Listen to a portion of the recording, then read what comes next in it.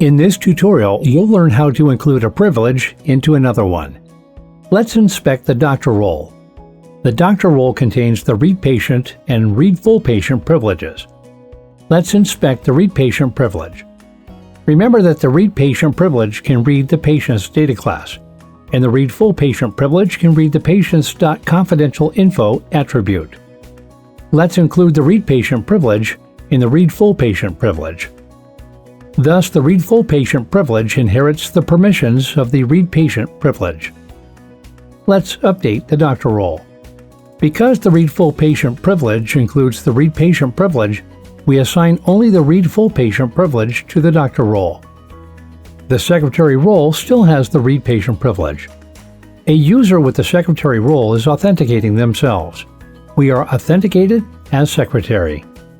The secretary can read the patient's data class because they have the read patient privilege, but they can't read the patient's .confidential info attribute because the secretary role does not contain the read full patient privilege.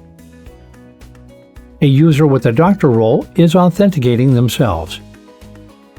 We are authenticated as doctor.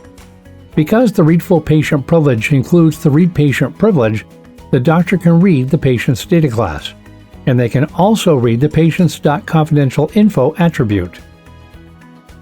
To read an attribute, the read action must be possible on the data class. This is done by the inclusion of the read patient privilege into the read full patient privilege. Go on watching this series to learn how to set up permissions for the guest privilege. Thank you for watching.